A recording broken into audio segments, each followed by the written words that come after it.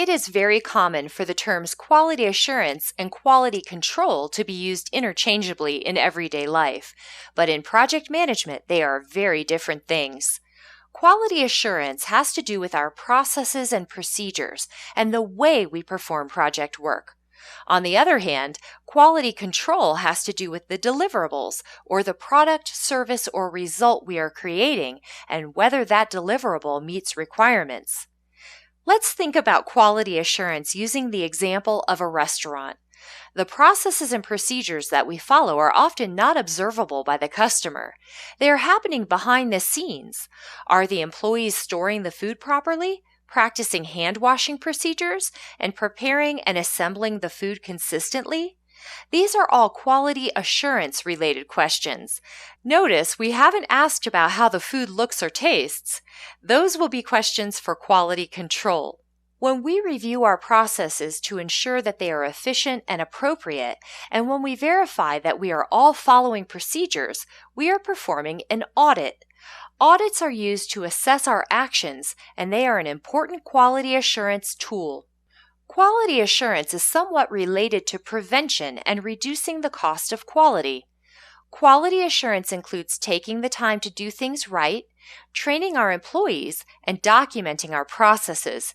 In cost of quality, all of these are conformance activities that fall under prevention costs. These costs should be considered an investment that will pay off through fewer defects and non-conformance incidents that can be much more expensive. Let's go behind the scenes in a restaurant to identify the quality assurance activities. Employees arrive for the start of their shifts.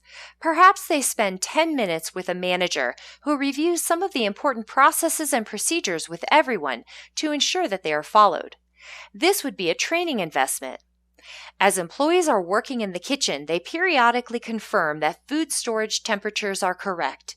They also follow a visual card that shows how food is to be assembled on the plate before being served to the customer. These are examples of documenting processes. At the end of a shift, employees break down all of the equipment for a thorough cleaning, and they routinely service the ovens. This would be an investment in equipment. Finally, there is an understanding among the staff that steps will not be skipped to save time or money, and that the continued investment in prevention is a cost that is well worth it. As we conduct audits and assess our quality assurance processes, we may not discover problems or mistakes. Are there still opportunities to improve? Absolutely. We can always take steps to improve our processes using continuous improvement. While performing project work, we should always be questioning the activities that don't add value and work to remove or reduce those activities.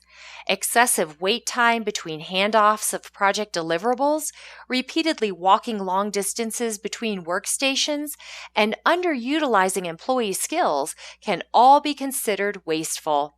Focusing on the value-added activities and eliminating wasteful activities will result in more efficient processes.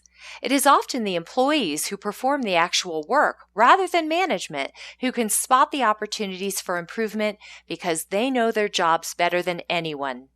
In our restaurant kitchen example, the chef notices that she has been throwing away a lot of produce at the end of each day.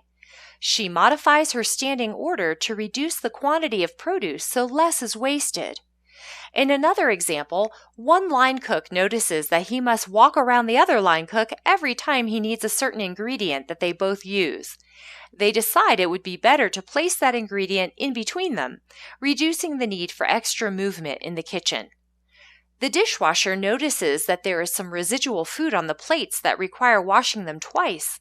By adding a pre-wash step that takes only 5 minutes, the dishwasher can save 30 minutes by washing the dishes only once. Continuous improvement does not have to be dramatic and immediate. Improvements can be incrementally introduced into a process little by little until a process is sufficiently improved. And I should mention that any of the changes we make, as minor as they may seem, must go through change control to ensure that the changes result in a benefit to the project as a whole.